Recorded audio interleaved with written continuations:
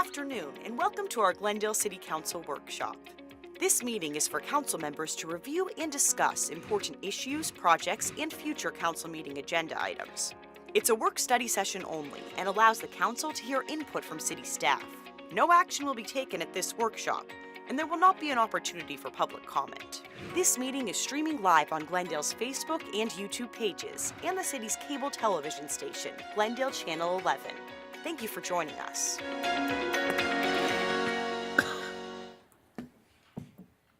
And good afternoon. Welcome to Glendale City Council Workshop Session, May 23rd, 2023. The meeting is called to order. Attendance roll call. Please signify by saying present. Councilmember Aldama. Councilmember Hugh. Here. Councilmember Melner. Present. Councilmember Tomachoff. Here. Councilmember Turner. Vice Mayor. Here. Chairman, I'm present. Moving on to item number 1, Ms. Bauer. Engineering procurement practices regarding the capital improvement program. Good afternoon, Mayor, members of the council. A couple months ago, as our team debriefed from a budget workshop that we had with the council, and we were discussing some of the questions that the council had, it kind of dawned on us that there's a lot that we do within the city of Glendale that we don't always get a chance to share the council. And so from that discussion, what we decided to do was occasionally, hopefully once a month, is to allow one of our departments to share something that they're working on internally that may not necessarily be called out in a budget meeting, may not be called out in a council item of special interest, but something we think you would really appreciate knowing and understanding how we do it. So the first department to kick this off today is our engineering department, and so this discussion will be led by Don Bessler, our Director of Engineering, and he'll be assisted by Mr. John Murphy. Thanks. Thank you, Mayor. Thank you, Mr. Phelps. Hopefully we set the bar very high, but we are very happy to be here today and share with you. It's exactly as the city manager stated. We do a lot of really intense core work, but it's not something that you necessarily see in total. You see bits and pieces of it as it comes to you in different ways, either through the budget process or through the voting meetings and so forth. So we're going to take a pretty high pass at what we call delivering the CIP. I'm going to say several times that it's not something that engineering does alone. It's something that we do in partnership with all of the city departments, either because they are a partner department who is trying to have something built, or they're a supporting department and that they're helping us evaluate things that are coming before us. It could be the city attorney's office, could be the city clerk's office for postings. Just different things. So again, I'm going to use that word a lot. And I want to say too that when I got here a little over 4 years ago, there was this term that was being used, and it made a lot of sense because government is often told to behave more like a business. And there's a lot of good that comes from that.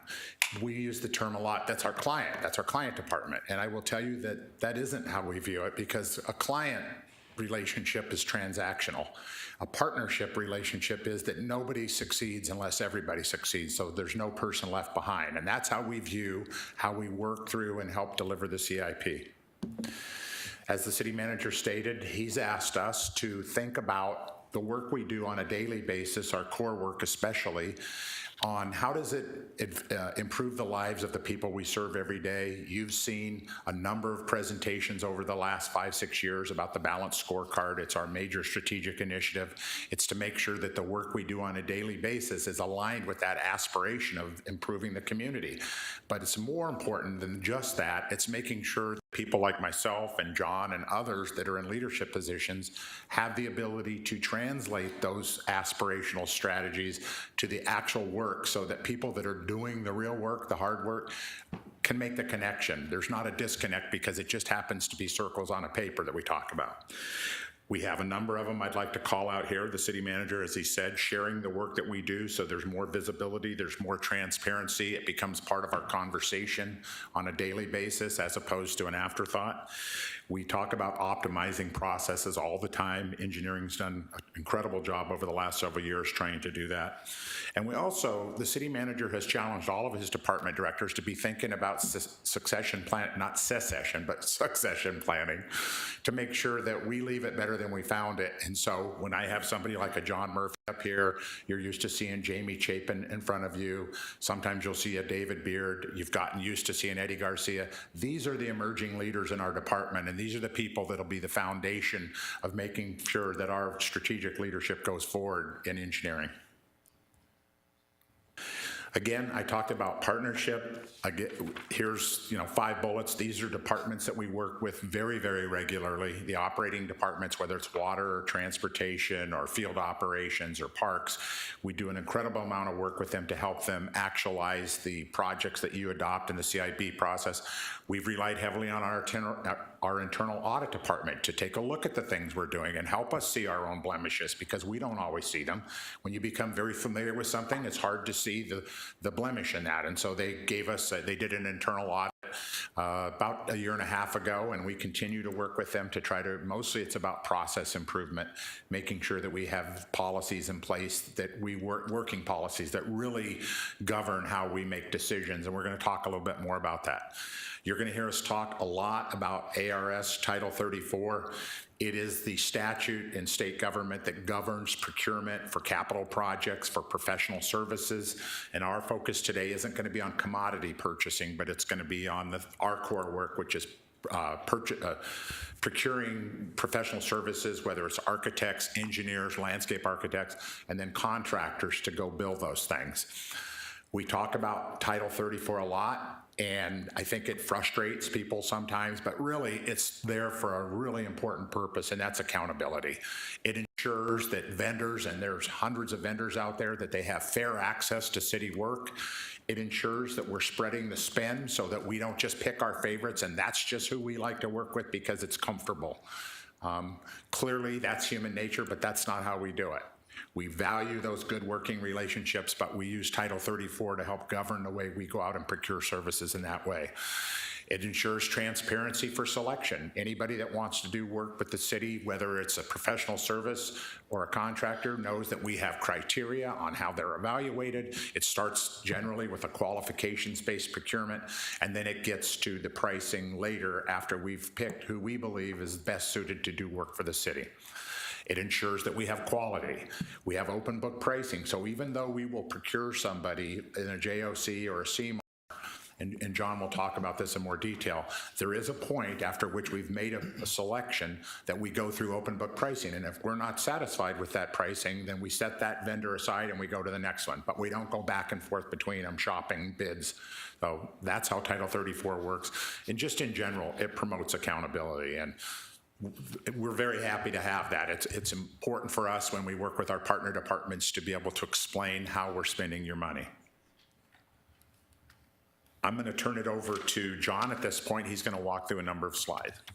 Thank you, Don. So the way we have this presentation broken up is you got to think about it, there's like kind of 2 sides to the house. You got your design and engineering side, and then you got your construction side. Each side kind of has its own set of rules, so to say, own set of options, so to say, on how you go about executing the CIP. So we'll start first with professional services, specifically design and engineering.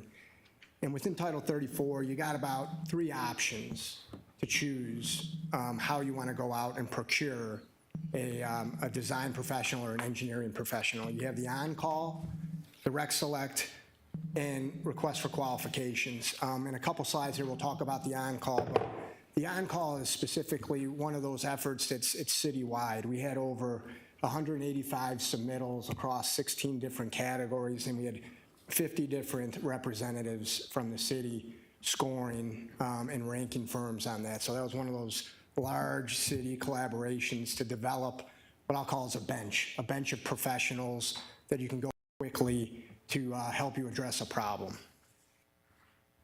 So we go to request for qualifications. This is typically the method you want to use when it is a complicated project. It's a large, complicated project that's going to take some in-depth thinking.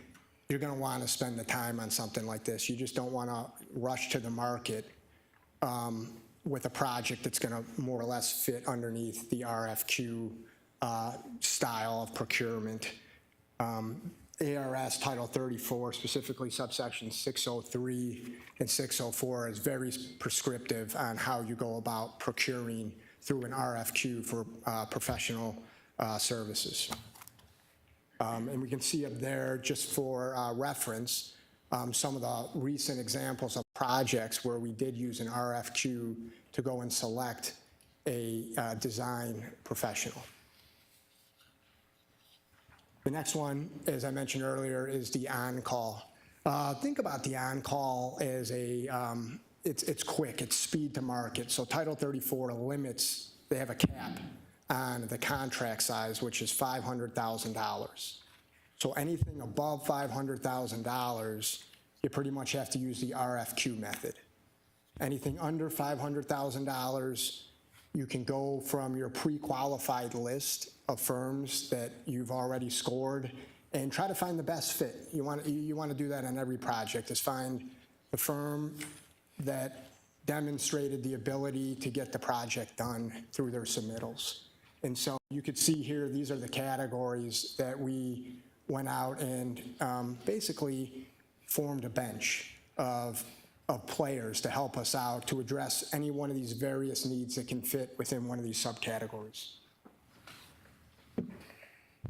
Direct Select, this is one that's not frequently used, but it is an important tool to have in the tool belt, because you may get a project that just, one specific firm's got that background for it, that you want to choose, without doing a full-blown procurement, or they may not be on one of our on-call lists. So again, with Direct Select, though, you're still held to that $500,000 cap, but they allow you to, in certain instances, to just go out to the market and select who you'd like and interview them and sit down and come up with a scope and fee. Now we're going to get to the other side. So we covered design and engineering. Now we're going to talk construction procurement methods. For the most part, these are the three methods that we at City of Glendale use the most. You have job order contracting, which in a sense is very similar to the on-call. You have design bid build, also known as low bid, and then you have construction manager at risk, or CMAR. So job order contracting, it's very similar to the on-call in the sense that you used the term earlier, you're forming a bench. So Title 34 allows you to select anywhere from 3 to 5 firms, and you basically, you try to find the most qualified firms that are going to cover a wide range of, let's say, repair and maintenance work. So these aren't brand new projects coming out of the ground. These are more or less, you're taking care of your current assets. And the importance for job order contracting would be speed to market. You don't have to do a full RFQ. An RFQ for construction manager at risk could take 4 months. So this is something where we use it a lot on our rehabilitation of water pipes. We used it for some of our tenant improvements with the City Hall move as well. We were able to quickly find firms whose contracts look good to the city, sit down, do a scope and fee, and bring them in and get the work done. I got a question for you here. Yes, thank you, Mayor. Mic on? Yeah, I believe it is. Job order contracting, and I guess this would apply to any type of contract service. I noticed that you're looking at the pricing and so on, but where do you look at the quality of the work that they've done, if they've done work for us previously? And the reason that it comes to mind is I think Glendale Avenue between the freeway and 91st Avenue is awful. And is it someone we've used before? And how do we judge the quality of the work that is done and say, they weren't up to what our standards, we're not going to use them anymore? Mayor, Vice Mayor, I'm going to I think, take this one. So job order contracting starts as a qualifications-based procurement. And so John mentioned that you get between 3 and 5 different firms to do different types of things, and he'll go through what those are here in a minute. So you're screening them out based on their experience, their qualifications, and all of that. So that's part of what your question was. The second part, that specific project you referred to was actually a low bid project. It wasn't a JOC project. That's not to say that we haven't had quality issues with all of the different delivery techniques. In fact, in recent years, we've experienced more quality issues than I've experienced in the last 30 years of doing this. And I think the market conditions have added to that. But so that's what we do. So CMARs are qualifications-based, JOCs are qualifications-based, then we come in and start working the price. Okay, thank you. Thank you, Mayor.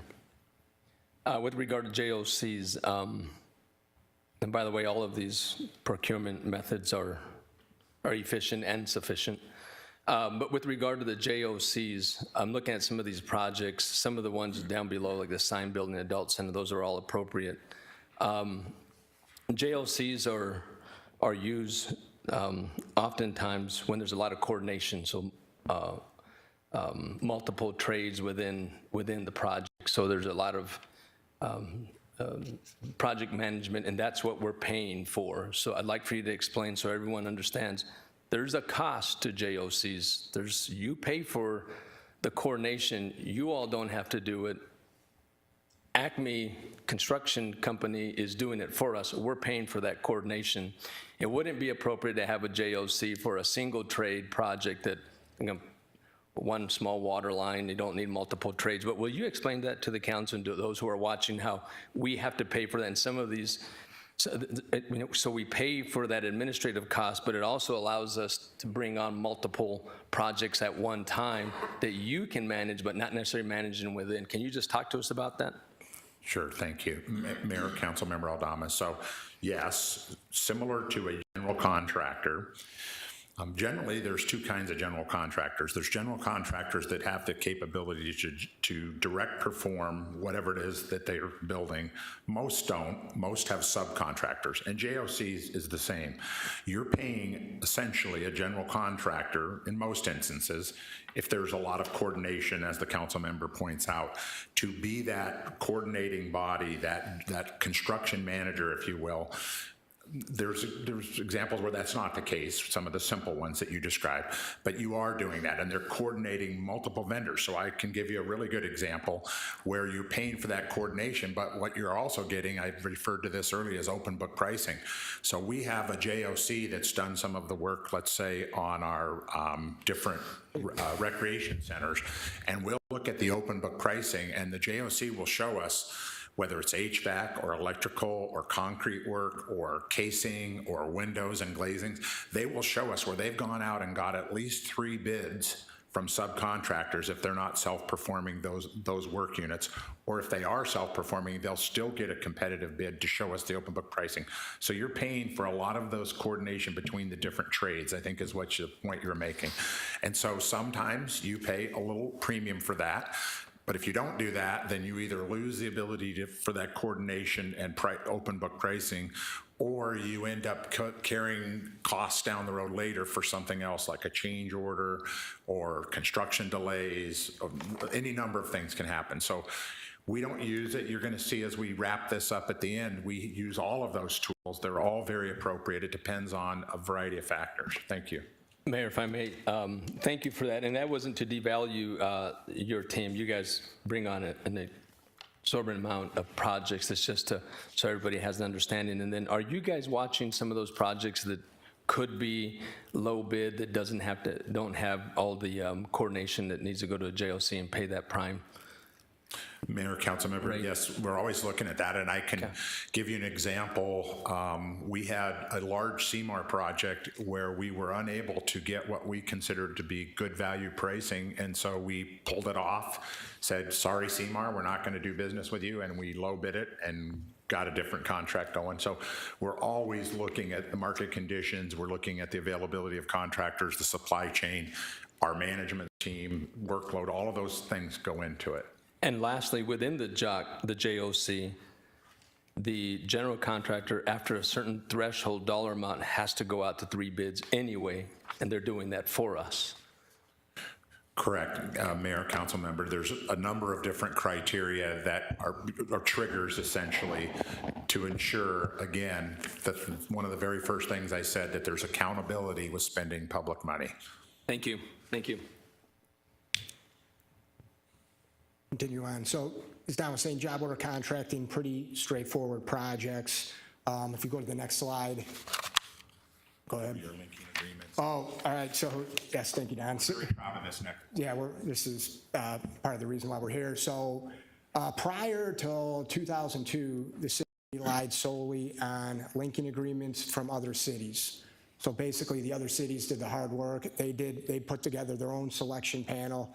They selected their firms, and in their contracts, they had what they call cooperative language, which allows other municipalities to join in on that contract through what they call a linking agreement.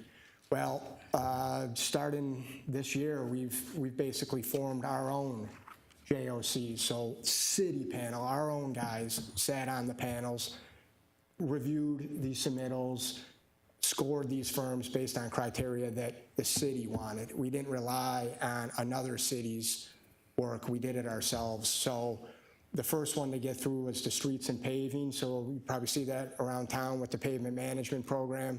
Going throughout, we selected 5 contractors. This helps. You could deploy all 5 at the same time in various areas of the city. The horizontal water and wastewater piping, just completed that one as well. So got 5 firms that we're happy with, and going to start deploying them out there. So probably see a little bit more construction on some of these roads from the water rehab program, but you got to take care of business. And then the next few ones that are coming will be the treatment plants. So the 5 plants we have, we'd like to do a JOC to bring in some firms to do a lot of the equipment replacement and modifications that go on in the 5 different plants we have.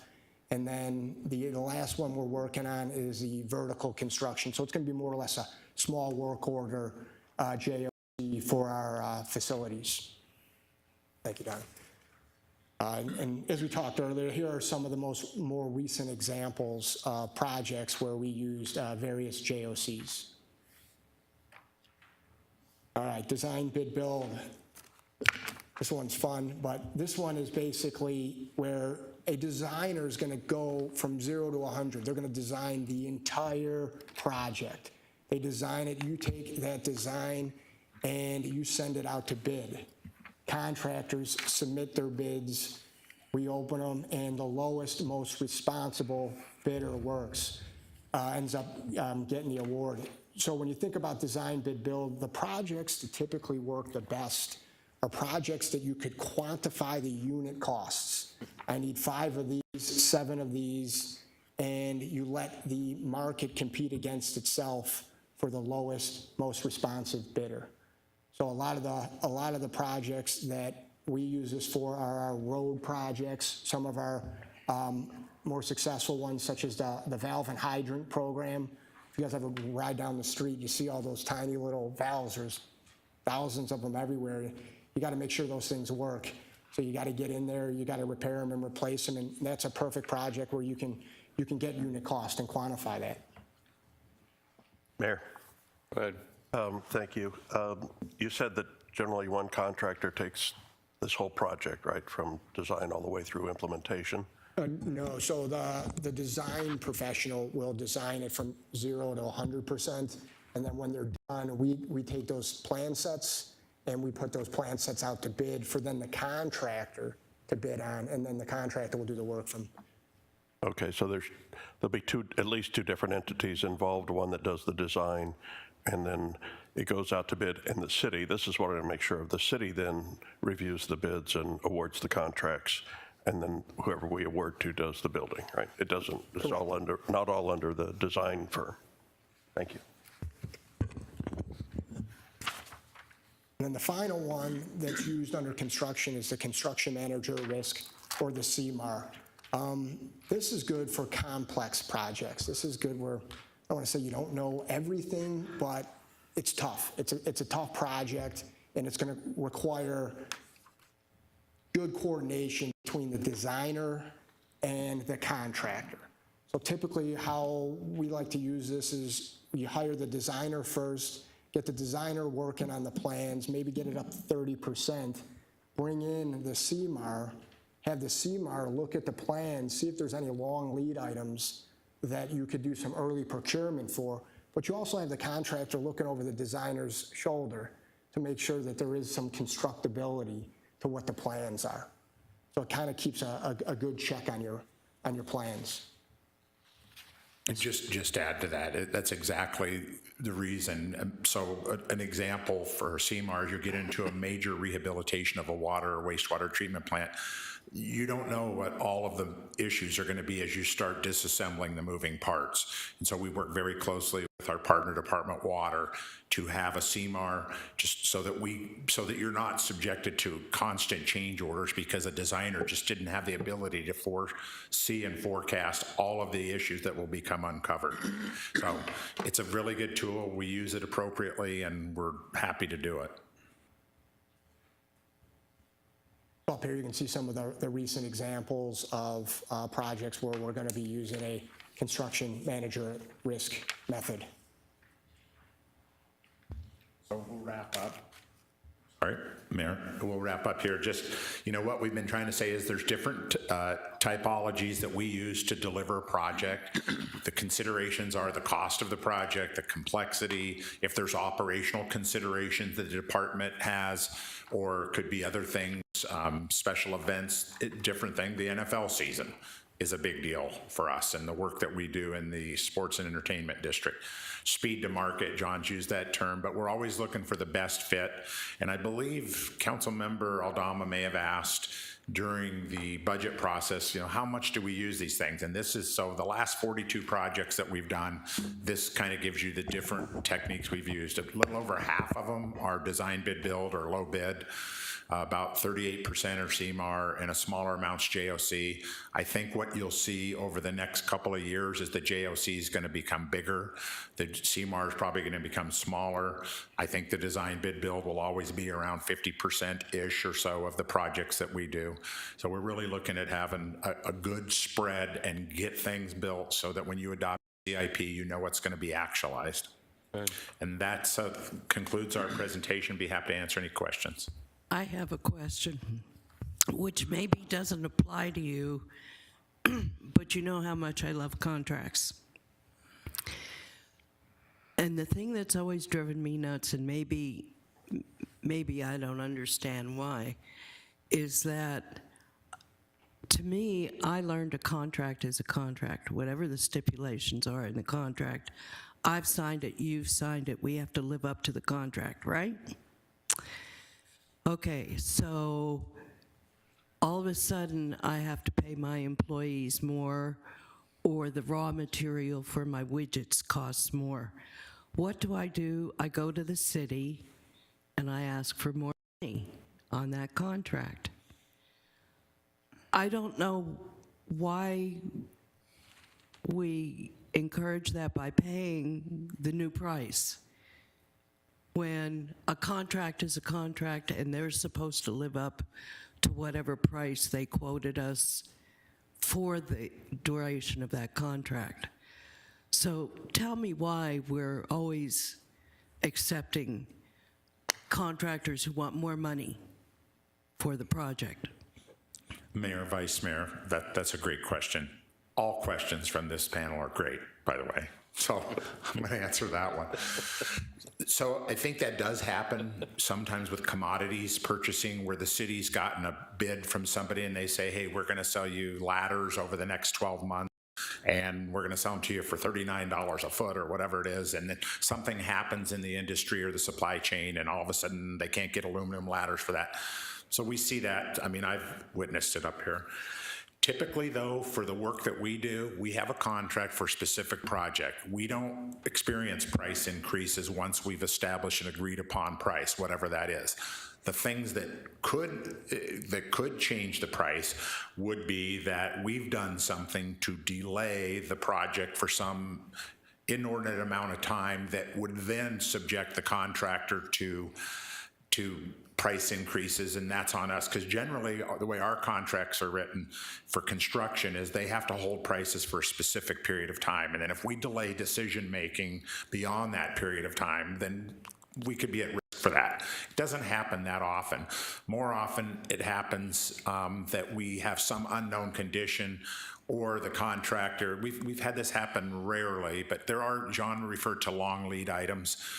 Right now, some mechanical stuff and electrical stuff is over a year in ordering, but even then, we know what the price is going to be in most instances. So what you're describing can happen mostly in commodity purchasing. It doesn't typically happen in construction purchasing. All right, thank you. That's it. Thank you. Mayor, thank you very much. Okay. Ms. Barr, item 2, please. Council item of special interest, Veterans Community Project. Mayor, members of the council, here to provide staff report this afternoon is Gene Marino, our Director of Community Services.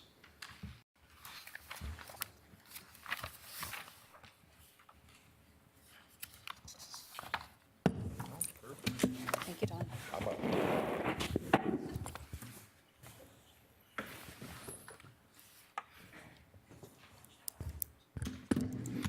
Thank you, Mr. Phelps. Good afternoon, Mayor and Council.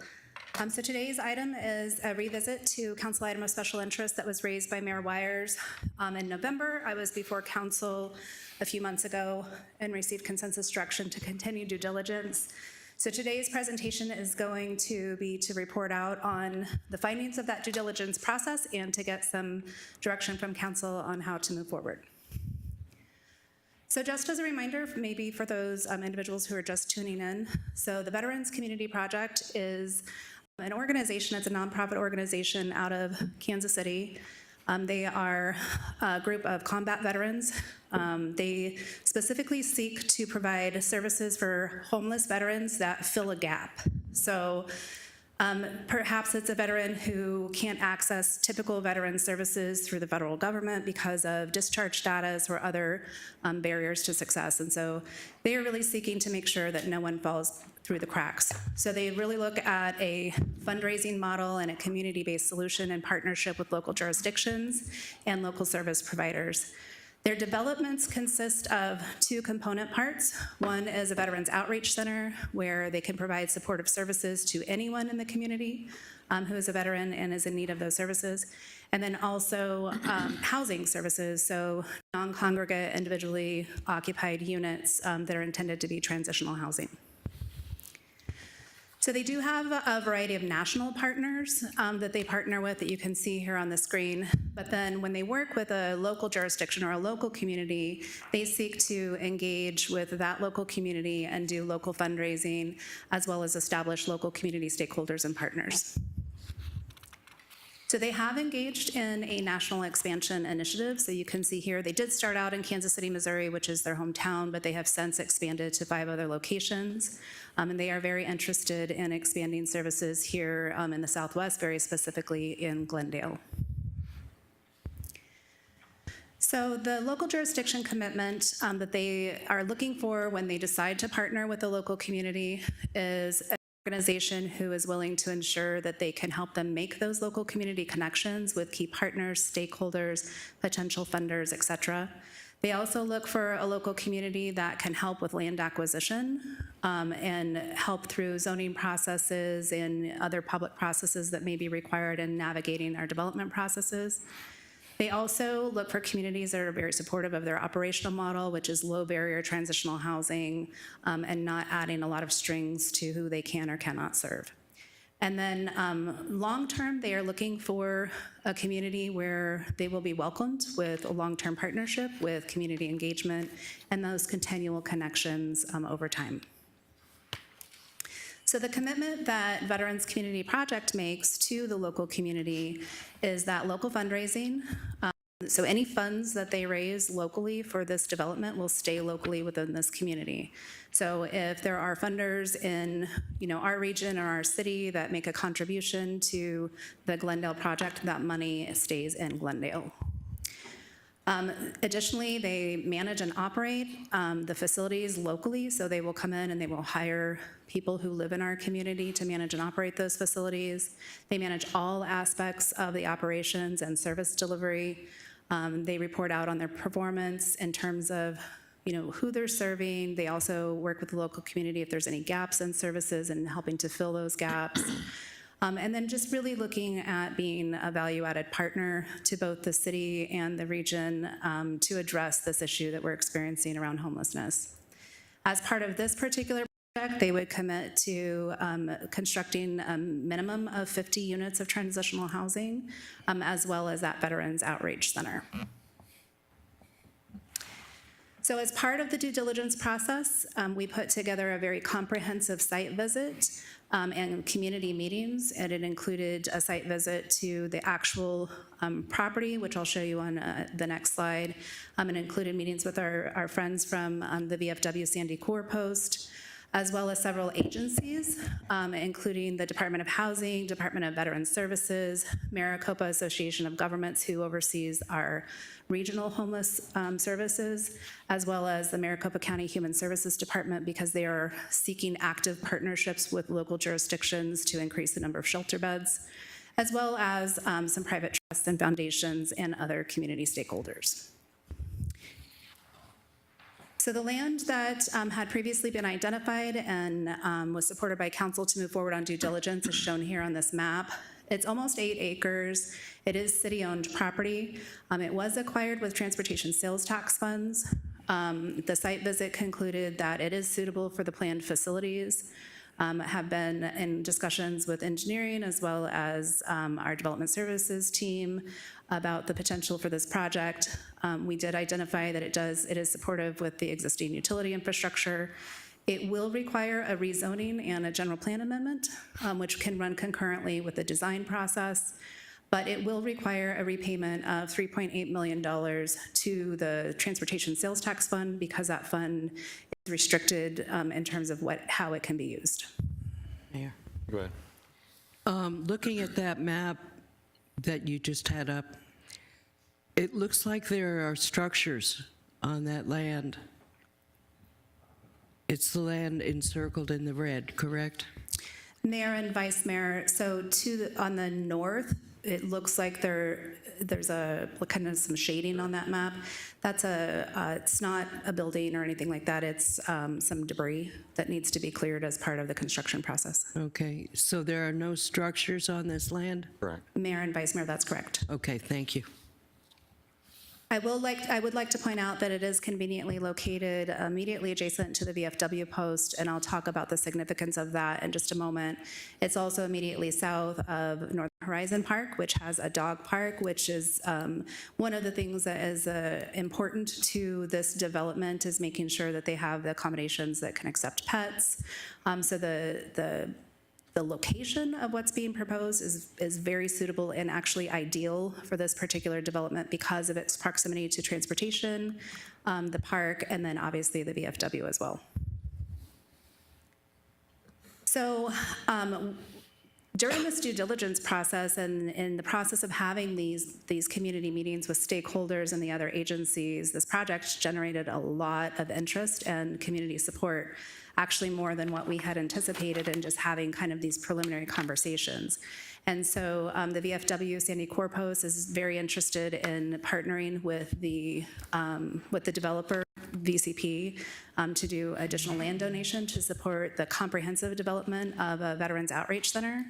The state of Arizona, as you know, I know Mr. Lee had shared with the council that the state of Arizona has put $3.2 million of state general fund in next year's budget.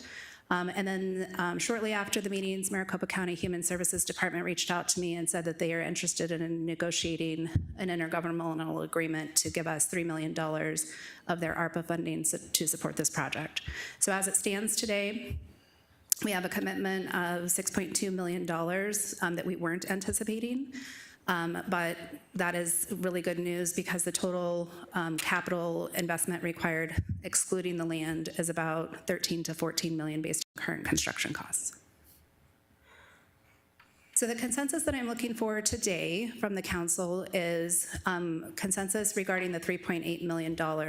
So I have been in discussions with Ms. Rios as well as Mr. Gibson regarding the availability of fund sources to support this transfer that would have to be sent back to the transportation sales tax, and they've assured me that there is enough funding available in the general fund reserve without touching the reserves.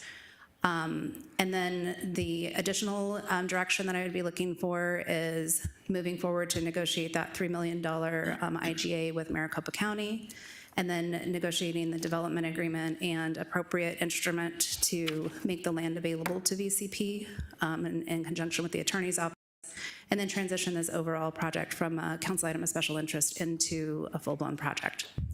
So that concludes my presentation, and with that, I would be happy to answer any questions you may have. I guess I'll lead. I want to thank you for, you went to an awful lot of work on this. I know that you did. But it was surprising. It wasn't a total surprise. It was surprising on how many different people got really pumped and excited about this. To me, it was almost a no-brainer. But when you start dealing with a lot of different people, you keep expecting the unexpected. And yet, to no avail, everybody kept going. This is exactly what we need. The thing that I love about this is the fact that, and we talked with the governor's office about this, I met with legislatures, and I met with senators, and if we can, and I know we can, prove this Veterans Village, the amount of help and how it works, and really how this whole system works, I don't see a reason in the world why we can't prove this concept with young people that are in foster homes, that are being aged out, that are being literally pushed out on the street, that are not ready to be on their own. And to me, you know, the veterans have an advantage in the sense that they served this country, and people are more forgiving and willing to work with them than foster kids. But again, the concept is not flawed. The concept's really pretty unique, that people want to make a difference and surround them with everything it takes to make this work. So. The governor's office found that really exciting. They liked the fact that, you know, I'm looking at this not only for helping veterans, giving the chance for the VFW to be really able to do what they're already mandated to do by their charter, help veterans. At the same time, it cleans up an area that is pretty nasty over there. I think it brings, I think it brings the whole neighborhood up as far as pride that I think everybody can have. And at the same time, I think it then sets the slate a little bit higher, that bar a little bit higher for everybody when they start going, how are we going to make a dent in our homelessness, whether it's veterans or foster kids or just anybody. We learned a long time ago, we can't do this by ourselves. Churches can't do it by themselves. Businesses can't do it by themselves. It takes everybody. And immediately, right off the bat, we've got county, we've got the state, we've got private businesses, we have literally a litany of people all coming out going, this is something we want to be involved in. I'm really pumped about this. I'm really excited. And I certainly plan on supporting all of these things that you have requested. But I'll open it up for other questions. Go ahead. Actually, I've seen her first. Go ahead. Okay. I'm a little confused about the funding. So what would the 3.2, what would be the $6.2 million go towards, rather, and where would the 3.8 be coming from? Just extra money lying around in the general fund? I'm kind of confused about that too. Mayor and Councilmember Cholmachov, on the first question, the funding from the state and the county, the $6.2 million, that would be to support the construction cost. Under normal circumstance, their model would require that you fundraise for all of the capital. This will allow us to expedite the project and be out of the ground faster because we've gotten them about halfway there in terms of the capital fundraising. So those, the $6.2 million would go to capital costs and planning and development costs. In terms of the $3.8 million, as I mentioned in discussions with Ms. Rios and Mr. Gibson, and I know that they're presenting at the next workshop regarding the fund balance and fund balance policy, but again, that they have advised me that there is sufficient fund balance in the general fund without touching the reserves, and also that when they do present to the council on the 13th, that if there are some changes in council policy related to the fund balance, that they are still confident that the available fund balance and the general fund can support the $3.8 million transfer to the transportation sales tax fund. One other thing that I'd like to add that I did not mention earlier is, we did look at other options. Doing a general fund transfer back to the transportation sales tax in one lump sum is what's being recommended by the finance department. For a couple of reasons. One, we have the funding available, and then two, it will allow the transportation department to actually escalate some of the projects and advance some of the projects holistically because of the one-time lump sum. Mayor? So it is fund balance, it's just over and above our policy of 25% of operating revenues, but it's still savings, it's still fund balance. Mayor and Councilmember Tolmachoff, that's correct. So why wouldn't we use, because I know generally, and I know, there was 4 of us that attended this in Kansas City, and 4 of us loved the idea, but I didn't anticipate that a land donation would actually involve almost $4 million of taxpayer money.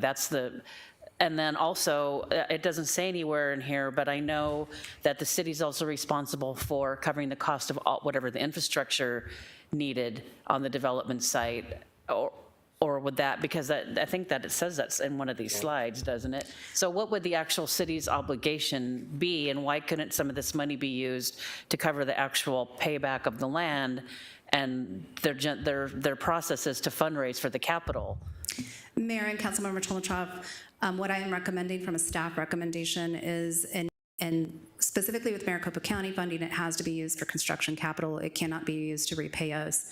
I don't think that the allocation of the state general fund, if we were to use that money to repay ourselves for the transportation sales tax, I don't think that that fits with the spirit of their intent. So the city's contribution to this project would be the land, which is valued at $3.8 million, and that would be inclusive of our obligation, other than those intangibles like making the connections and things like that. We would not be required to do any other infrastructure improvements or anything like that. Those would be absorbed by the capital construction costs of the project. So, Mayor, is there sewer on the site? Everything's already there? So it'd just be a regular construction project, because there's only thing that I see there's just it's not like it's surrounded by neighborhoods, so wouldn't have to go like across Grand Avenue or something like that, or? Mayor and Councilmember Tolmachoff, the preliminary assessment by engineering was that it has all of the utilities, infrastructure that's necessary to develop the site. That additional utility infrastructure wouldn't be required except for on-site.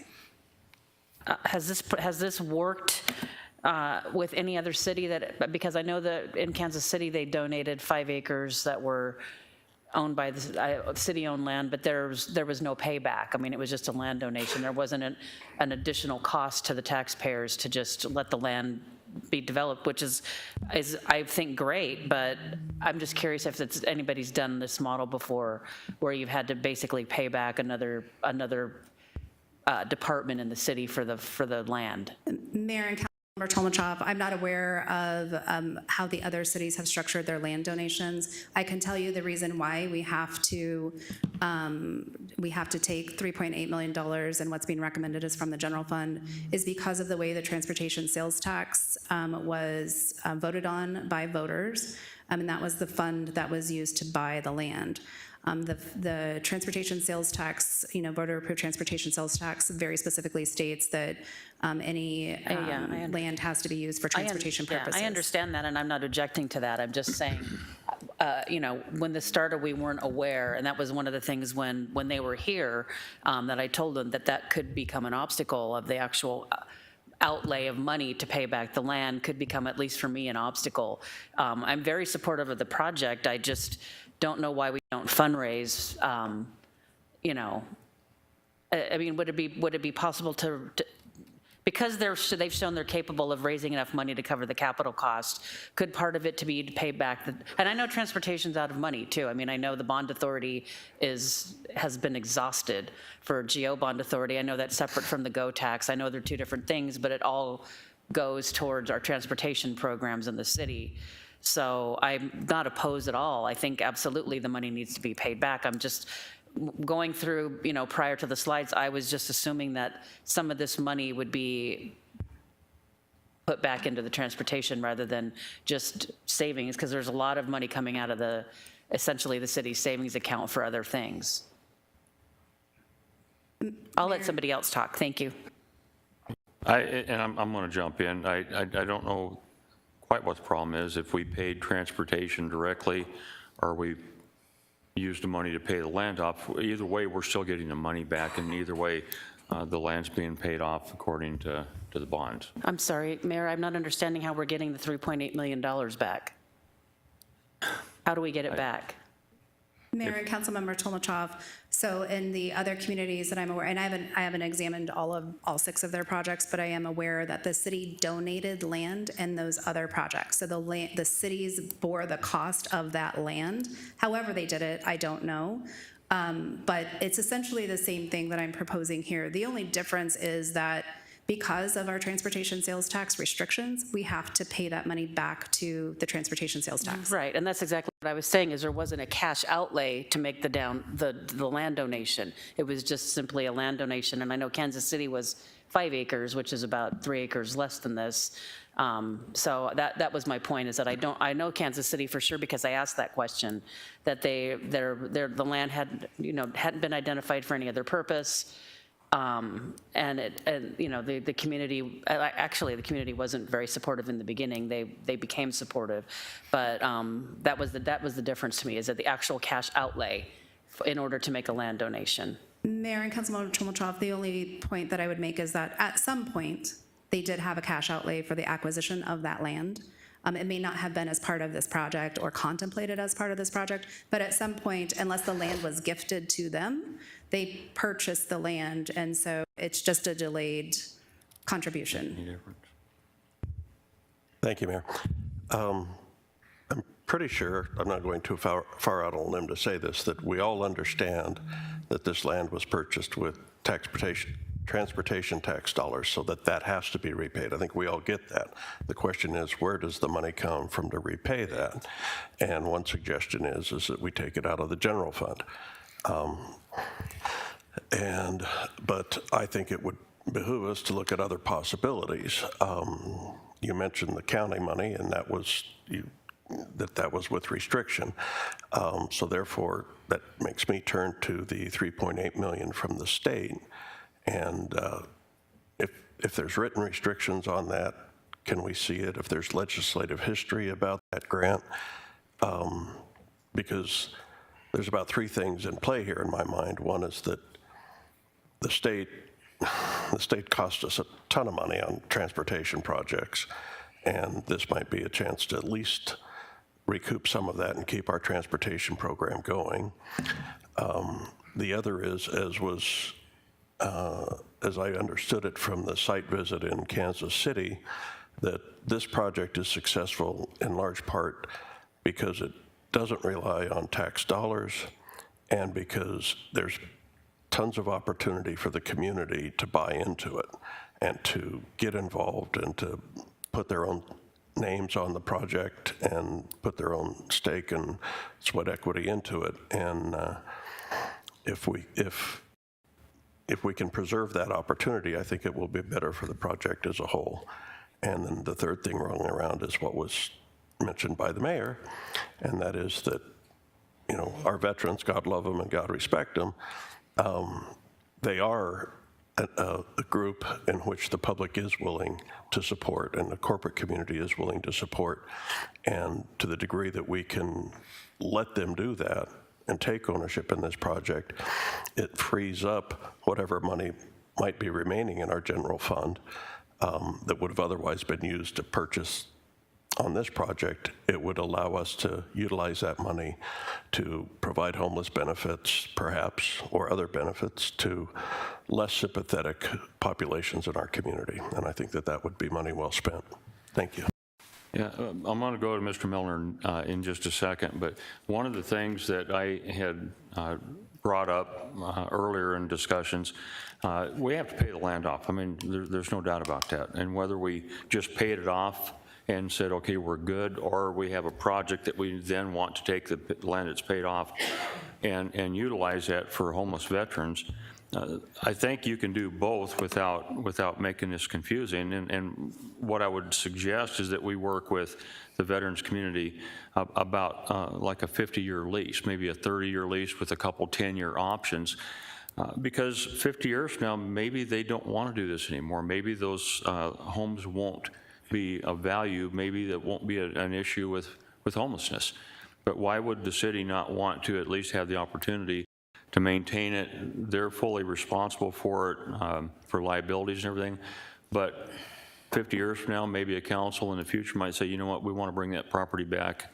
Maybe they'll want to build a 1,000-story skyscraper there. Who knows? But my thought is, why wouldn't we at least talk with them? I know we mentioned it to them when they were out here, and they weren't objective to the idea of a lease. To me, it seems like it would be cleaner. That would be a suggestion. But paying the land off, we got to pay the land off. If we have the money available, why wouldn't we pay that land off, use that money for transportation, and get this project moving forward? We got homeless vets that, quite honestly, need help, and we have an opportunity, and we got potentially over $6 million already ready to go to work. So with that, Mr. Milner. Thank you, Mayor. My first question is, has the city manager or the water department, have they looked at this land and have they determined that there's a need in the future for this property? Or transportation, not water, I'm sorry. Mayor, members of the council, Councilor Melnar, I'm not aware of anything within our CIP that's identified this property. I'll look over to our Director of Transportation, whether he knows of any project, or perhaps Assistant City Manager Jamshid Mehta. Mayor, members of the council, this property was purchased as part of the Grand Avenue improvements, and we had to acquire several driveways and the businesses associated with those driveways. So there were motels and other old commercial establishments. While the need was simply to acquire the driveways and close off access, the entire property had to be purchased because they were rendered redundant and useless at that point. There is no specific purpose other than eventual use or the reuse of that property, not for transportation, but it could be for any of these purposes, including this very noble use. Okay, thank you very much. That answers that question. I mean, based on that response, I believe this is a really win for everyone. We have $3.8 million tied up in property that we could sell to the general, I don't know who would want to buy it and what they would put there, but it would be available to put out for a request, to give us a proposal, and we could get our money back so that we can then put it back into transportation and then they can use it. I see it as money laying there that is not being used, not being utilized. So we could sell it and perhaps recover that money and then put it back in the transportation. Or this plan provides an option for us to get that money back for transportation, for the taxpayers. The taxpayers paid that through the transportation sales tax. And we, again, using a taxpayer money, yes, to pay it back, but then the benefit is now the transportation department has this money that we would had to have either somehow acquired it from the general fund or from somewhere else anyway, or from additional tax from transportation in order to use that money for transportation projects. So to me, it's very, very logical to pursue this process of purchasing or paying off the transportation department with the monies, allowing the transportation department to use that money to then provide the services with that money, reducing possible future costs to the public, the taxpayer, of that same exact amount of money. So it's a semantics. To me, it's all semantics. It's all a matter of, it's not really like we're taking money from the public and giving it to somebody else. We're taking money that the public already paid for, and we're taking other money and giving them that project that they're going to use this money for. So no matter what, the public is not harmed at all. I don't see any harm to the public in doing this project. And so I just believe that it's a good plan. I really appreciate the thought. I'm really grateful for the state and the county for stepping up. All of the other projects, as have been mentioned, well, I don't know all, but at least in Kansas City, we know that they did provide the land. So it's consistent with the plan or the project, the prototype, that they do it this way, that there's land that is donated or purchased by the city or excess land the city has, which they had to pay for at some point in time. So it's not we're giving anything away free necessarily. We are providing a service that is much needed in this community. And I believe it will set a precedence for the entire state to provide these kinds of services. And I see it very well jumping to the next category of need, which are for homeless, as was mentioned by the mayor, the need for youth who are homeless or who are needing additional assistance for living purposes. So I think there's a lot of opportunity here. I think we can be a real example for the rest of the state moving forward to this project and really making a difference in people's lives. And like I say, I see it very transparent. We can argue that it's not, but I believe that it's very transparent what we're trying to accomplish here.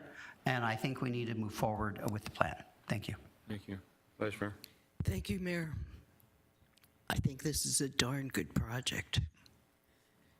And I think you can find 50 ways to kill it. And some people are trying very hard to do that.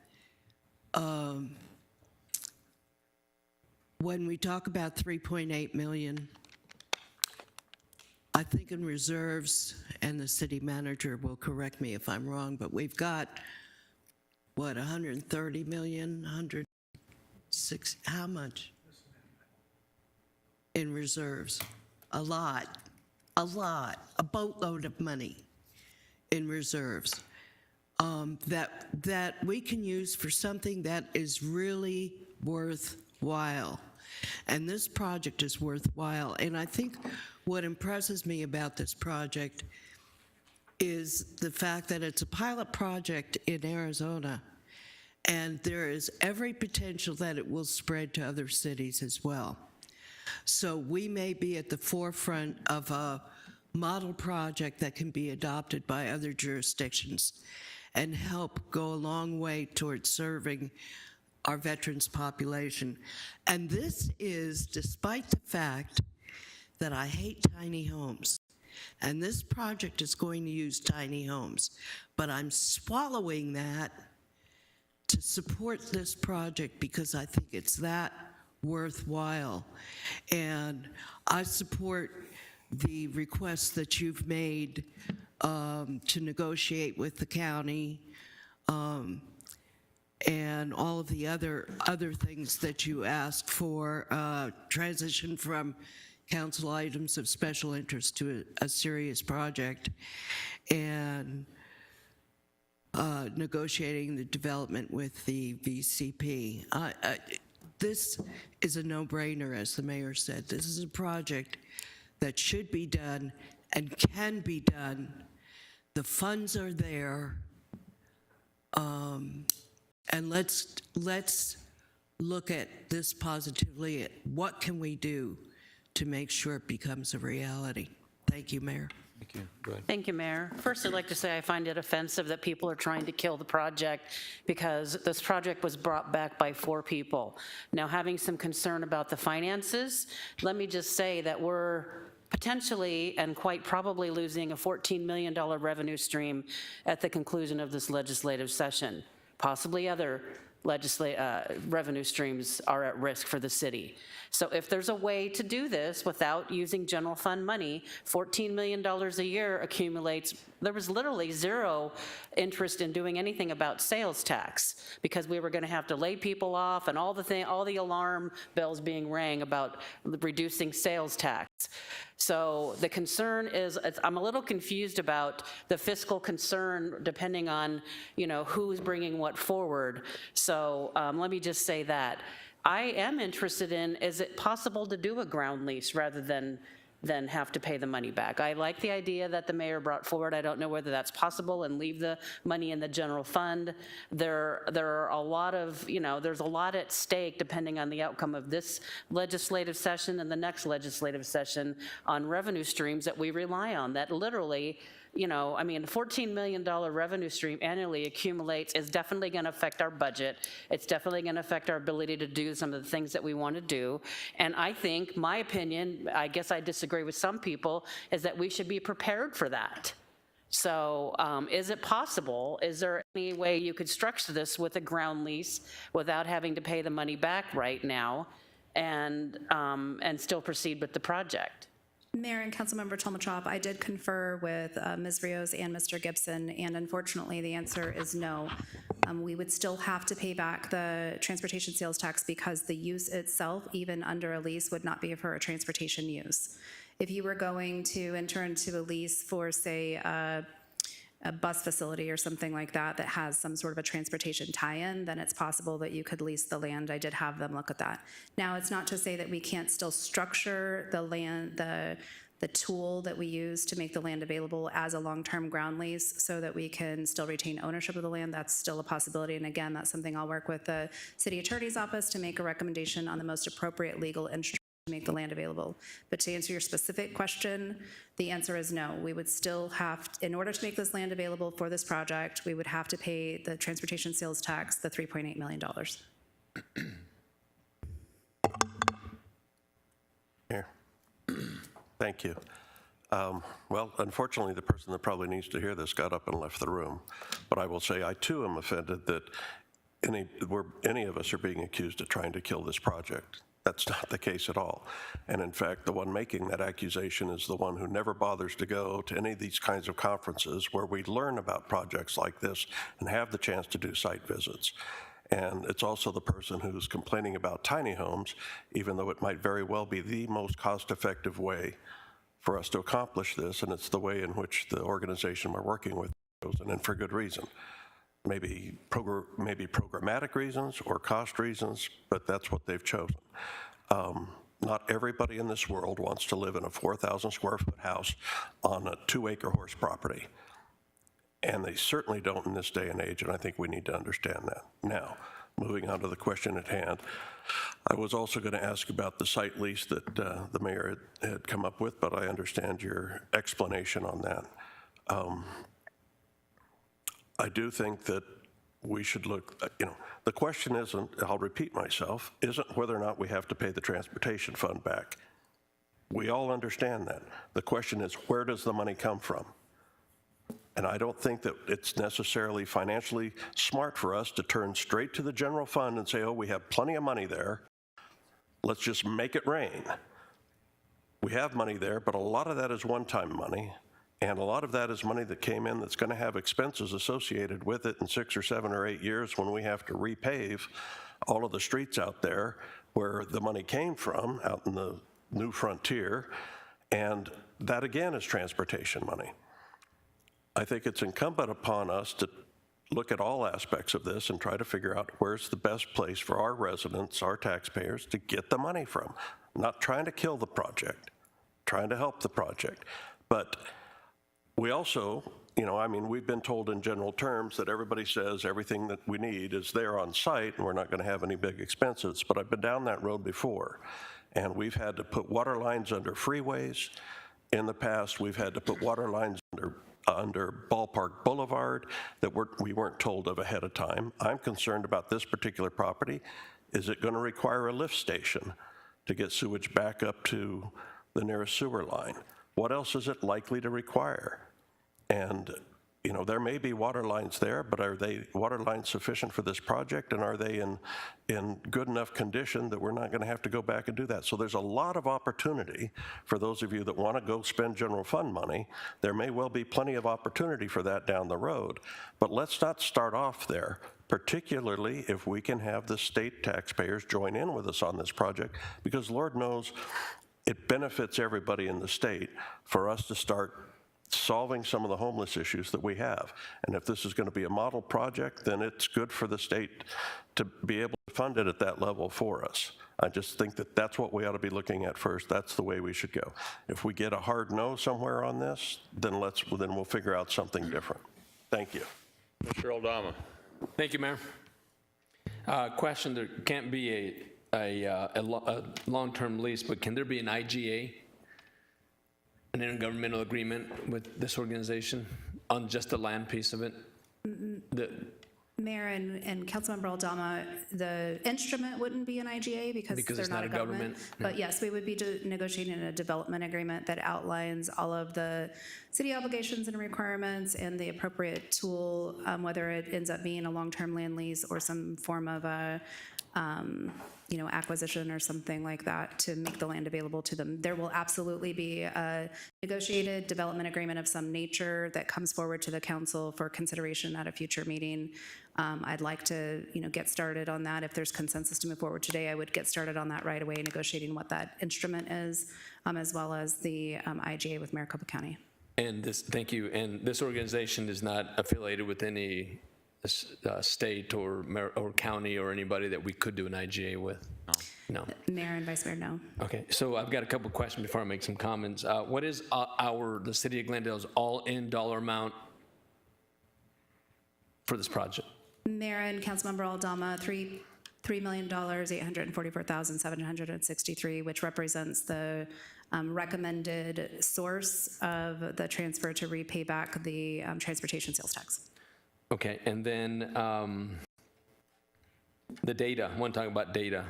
Actually, before I do that, if this project goes through, what control do we give up? Do we give the property, we're out, we don't have any operations involvement, we're not partnered in any way?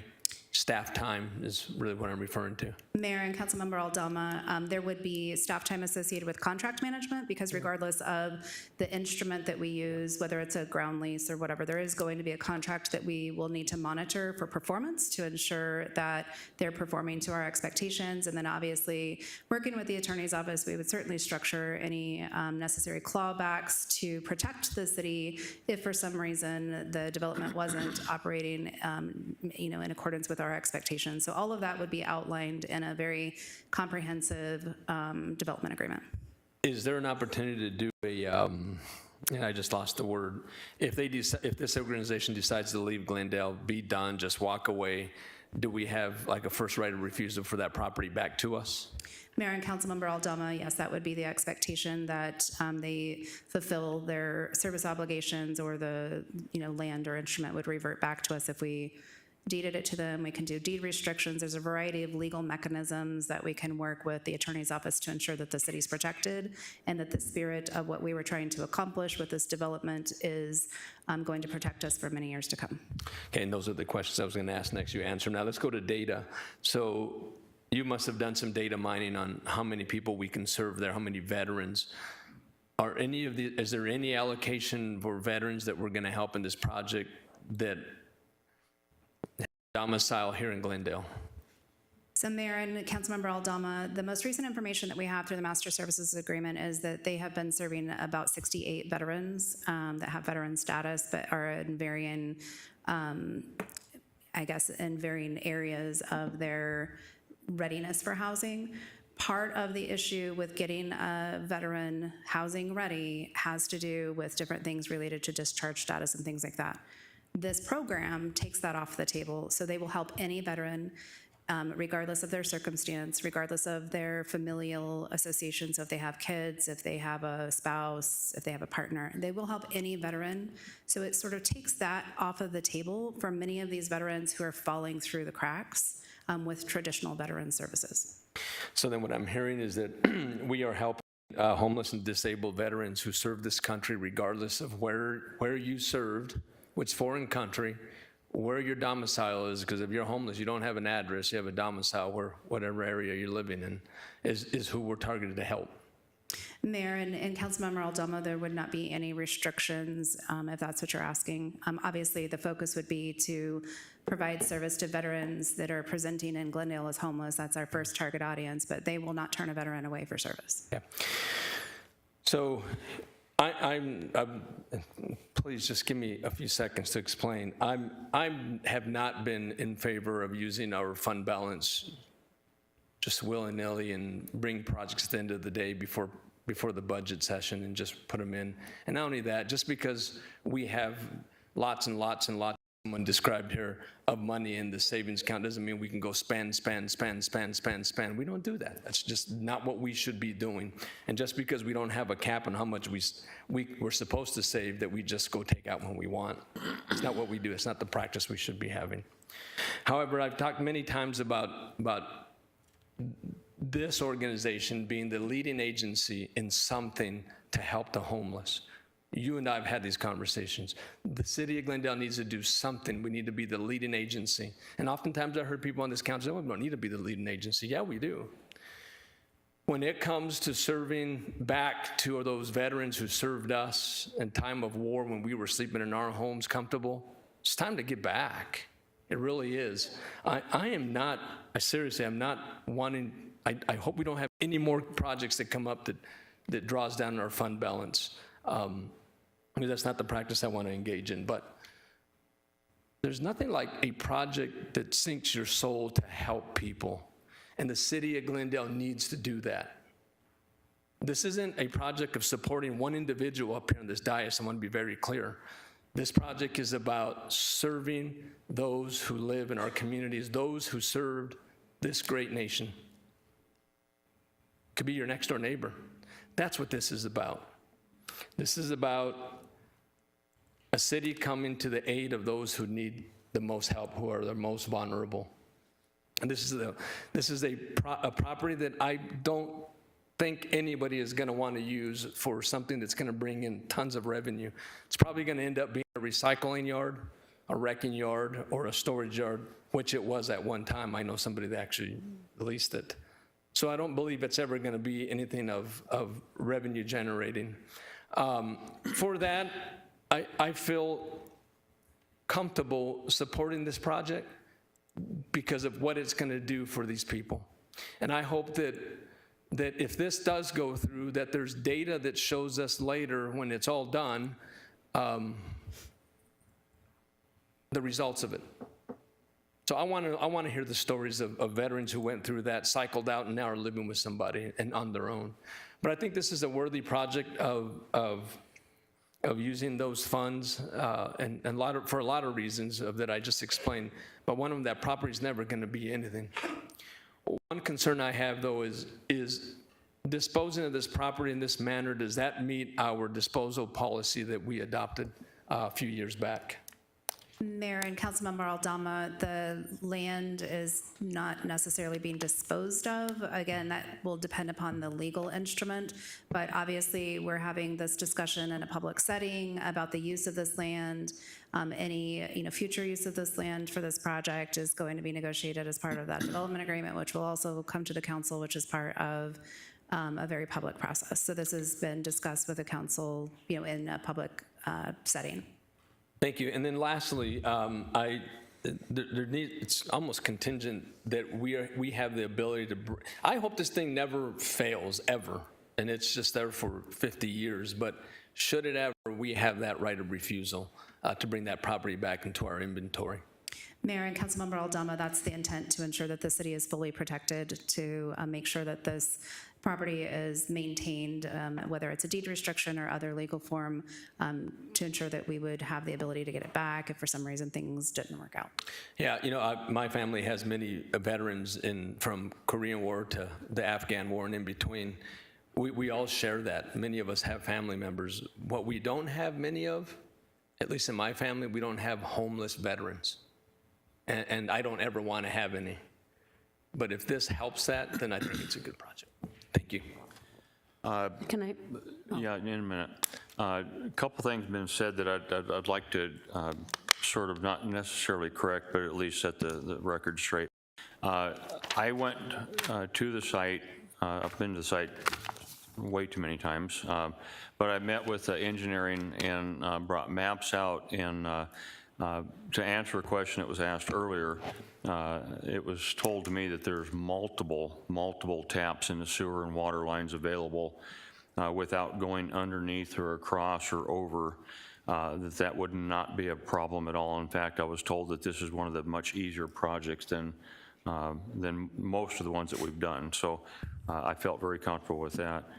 At the same time, I'm still going to go to Mr. Phelps because I do believe that taking the money that we have available to us, paying it off, and then using that money that was paid off for transportation gives us all a little break, because transportation now has a little bit more money for a while on some other projects.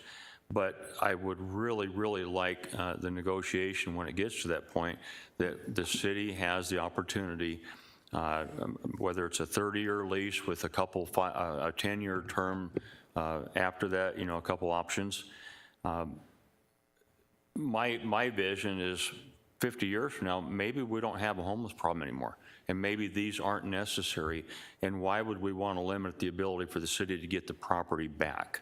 They're not making any more property. So I would ask the city manager, is leasing a possibility? Is that something that you think we could do? I guess I need your thoughts is what I'm looking for. Mayor, members of the council, we can certainly look into this. What you want to have is consideration, and so the transportation fund needs to have consideration, so we can show a mechanism that would provide value back to the fund. There may be some mechanisms there on that, so we'll, this is kind of new. We haven't had a chance really to dive into it, and we can certainly do that. If I could, there was a question asked a minute ago that I didn't have an answer for. So what we presented to the council regarding fund balance, we show that the end of the FY24, from our projections that we do forward, that this goes, again, this would be over and above the stated 50 million or 25%. We're still working through that exact number. It looks like we have a fund balance projected of 143 million. So if you were going to do something here with that, then that number obviously would be reduced. If I could just comment, in talking to other city managers, and we talk a lot about, as you can imagine, all the cities are looking at everything from homelessness to our low-income housing and our housing stock. What I'm hearing almost across the board from almost every city in the valley is that we're starting to recognize that we no longer can just rely 100% on our typical community services resources through the federal grant programs and state grant programs to meet the need. And I know almost every city manager that I've had an in-depth conversation with, they are starting to look at ways to utilize some general fund to help with the problem. But again, that's a policy decision of the council, but I will say that in talking to other cities, I think there is a recognition that it may take more than just what the federal government or the state resources can provide to deal with that. So again, apologize for not knowing that number, but it is showing currently to be 143 million at the end of FY24. And I'll have our staff get back and look at options regarding a lease and see if there's a way to structure in a way that would meet the statutes, and we'll try to get a report out to you as quickly as possible. All right, Councilmember Talmadge. Thank you, Mayor. Councilmember. I was just going to ask that if you, because I know one of the things, and there was 4 of us that, and I think honestly, it's probably one of the only workshops I've ever seen the mayor at, because we were all really excited to go and see this project, and we came back very excited about this project, and I absolutely support this project. But if there is a way to do this without having to use general fund money, I would absolutely prefer that. That's where I'm at. So just to clarify that, I know that in it was one of the key components is access to transit. That's one of the key components, because probably these people are going to need to be able to get to different appointments, different places. So I don't know where, and I'm trying to find where on here there is a transit component, and if we put a transit component here, could that help it qualify for a ground lease where we build some sort of transit component into this site, which would be something that would be needed.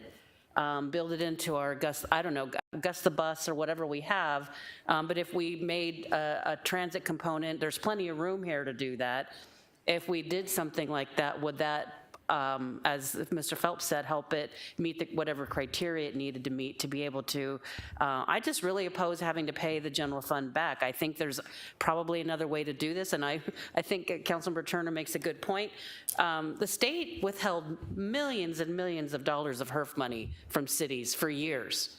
Honestly, I mean, I don't know what the number is, but I'm sure it's astronomical amount of money that the state withheld our HERF funds to fund DPS and other priorities of the state, and it was not passed through to the city. I think I'd been here a few years before we got any money, any HERF money from the state. But during the recession, that faucet was turned off for cities. So I think that's a very good point, that the state does owe us some transportation money. But if there's a way we could do this with a ground lease and build in a transit component that wouldn't necessarily just serve the residents that would be living here, but like I said, I'm not sure where the transit connection even is for this site, but that might be a possibility that we could look into.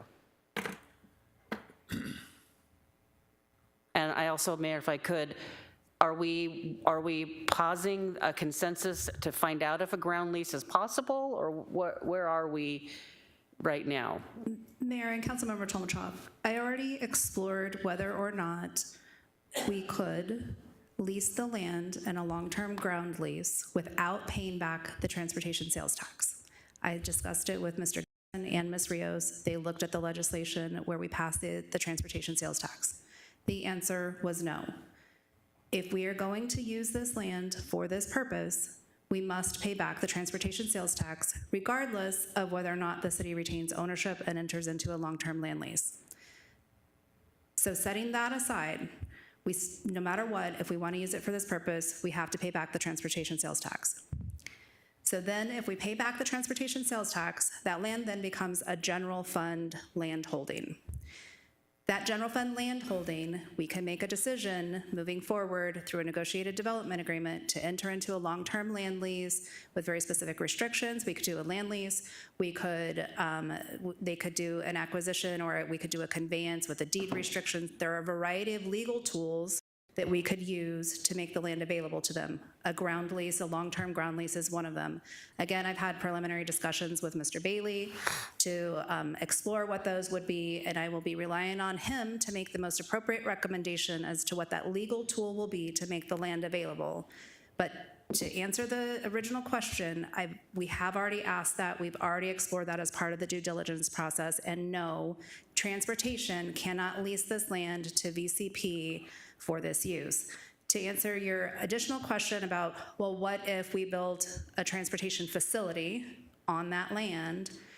Again, there would be a cost to that, building that transportation facility. The notion about the development needing to be close to transportation facilities is related to existing bus transportation. We've provided them with information on where the existing bus transportation is, and VCP found that to be satisfactory for this site. Mr. Hugh. Thank you, Mayor. A lot of information's come forward today, but I think the majority of the council is probably willing to move forward with this project. And I'm sure other things might pop up, and we'll look at those issues at that time to try to solve it. But it's been mentioned, yeah, Glendale, we enjoy leading also in this state what we do to help homeless, especially the homeless veterans. So I'm in favor of moving forward, Mayor. Thank you.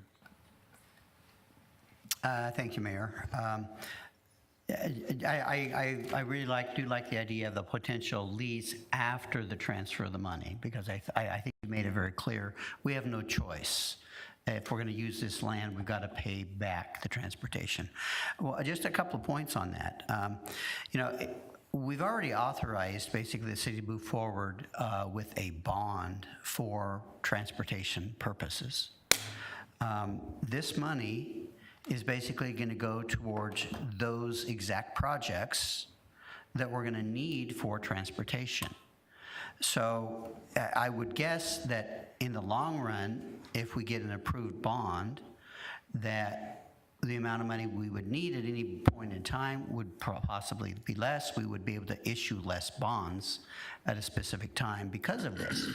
This money, we're getting $3.8 million that's going into transportation. It's going to be used for projects for transportation. Plus, we get a $10+ million project in our city. Which, again, is going to provide, sales tax and those kinds of things for the construction. So I think it's a win-win for everyone. I understand the concern about using general fund money, but I see it as just, again, I see it as a semantics, because we're using the same money that we would end up paying and the taxpayers would pay with a bond or with other taxes to fund transportation, which we're going to use the money to fund. So it just makes sense to move forward with the project, and I'm in favor of it. Thank you. One more thing, Mayor, if I could. Thank you. It's really confusing because I proposed the idea of taking the $5.8 million rather than funding sports fields in a park, which I believe is important, but we do have parks bonds that we need to get passed on the horizon. There was absolutely no interest, it doesn't make any sense to put general fund money in transportation when we can go out for bond. But now, so it's just a little confusing to keep track of the varying opinions from the same people. Thank you.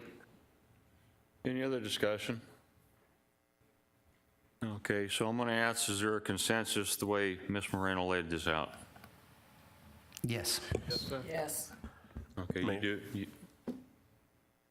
I'm clear it's about moving forward with this project, but it's not yet about zeroing in where the money comes from for the purchase part. Right? Just the way she laid it out, the way she presented it to all of us.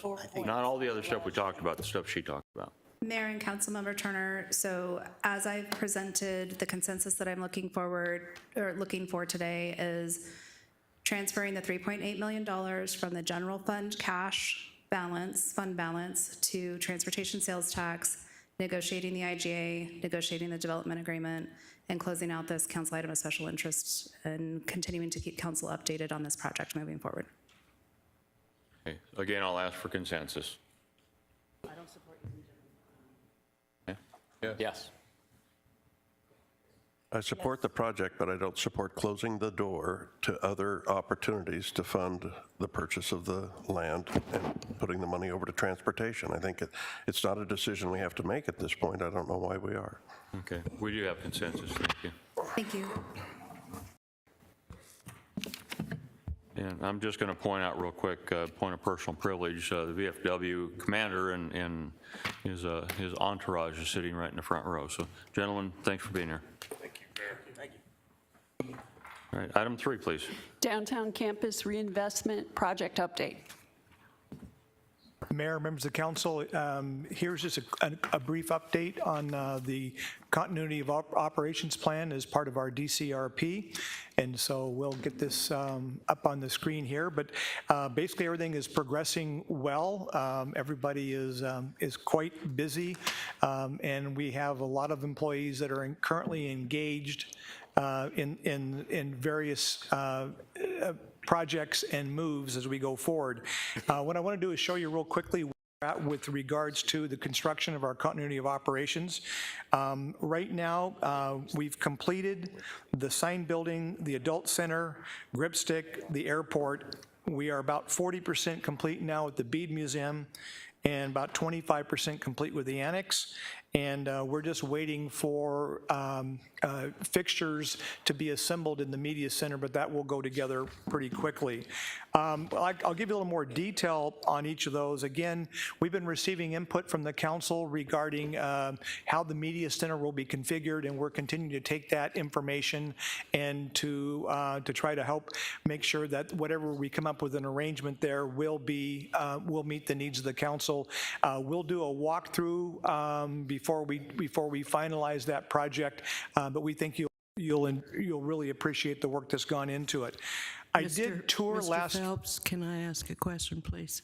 Which Since you're talking about the media center, on slide 4, there are 2 floor plans, and I'm sorry, the writing is teeny tiny. So could you tell me what's going to be on level 2 and what's going to be on level 3?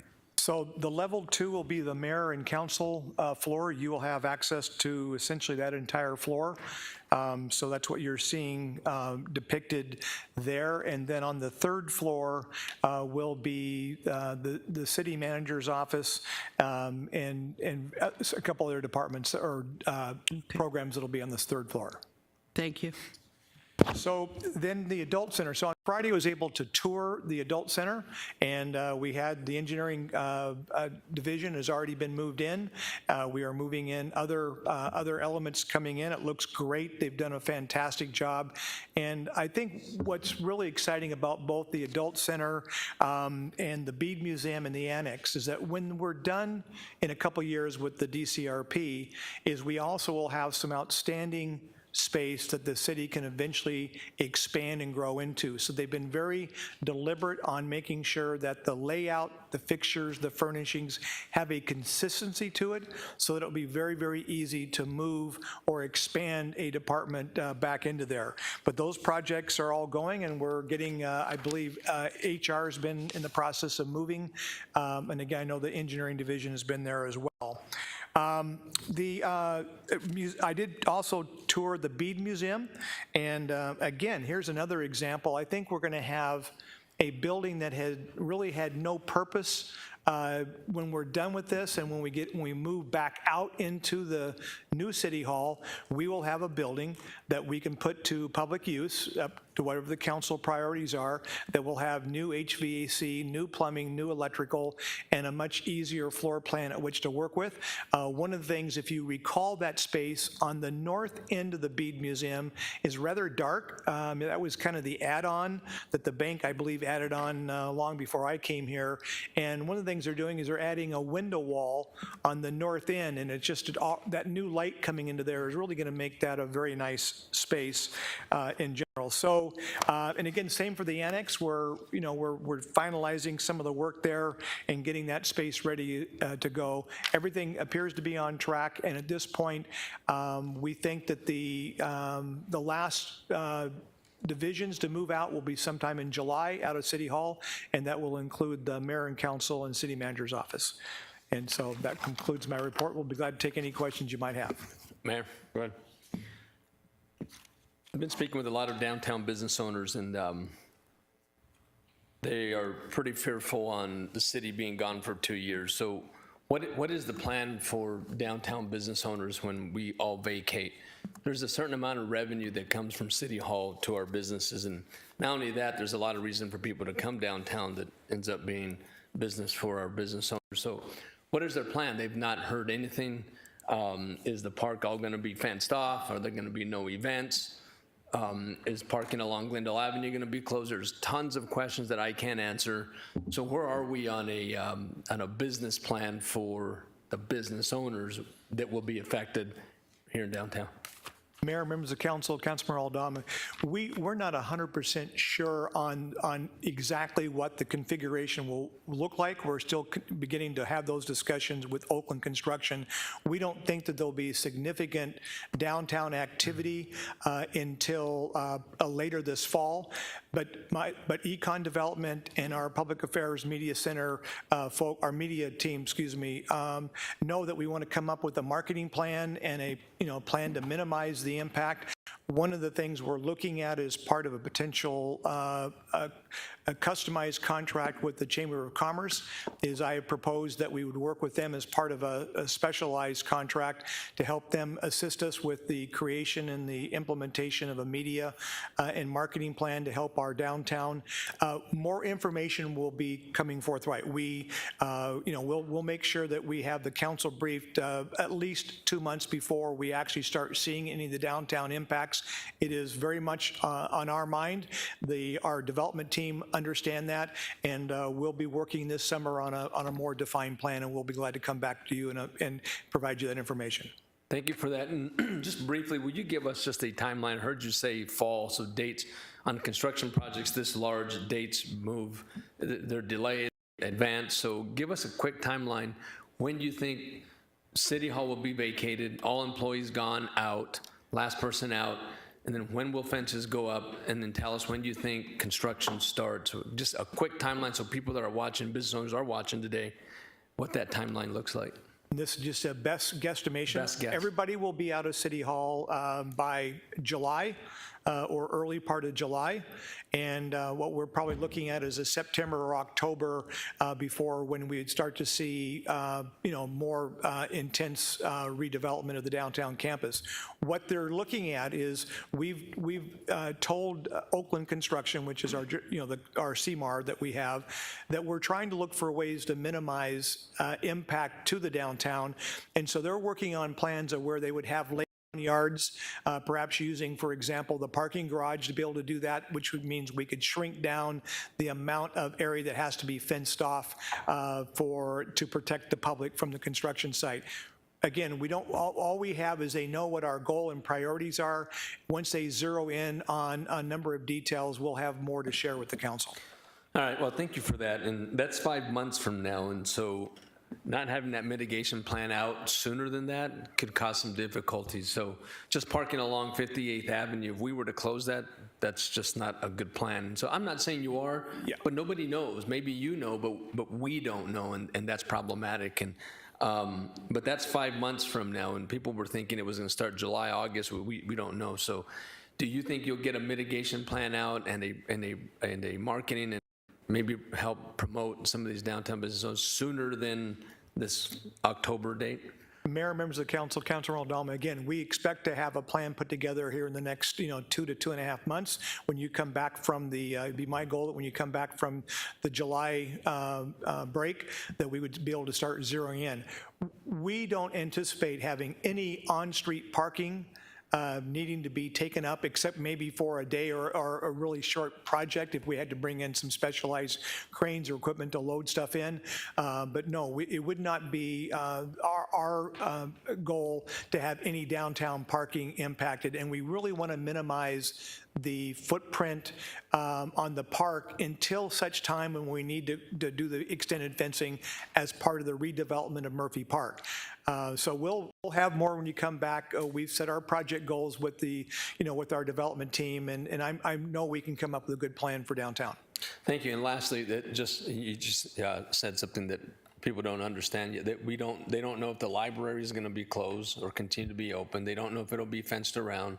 I don't know if we're going to have lights. I believe they know we're going to have lights, but is there going to be fences around? All you can do is drive around. So I would ask that as soon as we get back from July, if not sooner, that we have a plan. And then will that plan be in public so that everybody can listen, or is it just going to be something we get? Mayor, members of the council, Councilor Aldama, we would certainly come back in a workshop environment. Thank you. Appreciate it. Okay. City manager's report. Thank you, Mayor, members of council. Just a couple quick items. One, early this morning, I was asked to represent Glendale on a panel sponsored by the Commercial Real Estate Development Association of Arizona. And their focus was on becoming a Tier 1 city, and more specifically, the role of a successful sports entertainment district in terms of achieving that goal.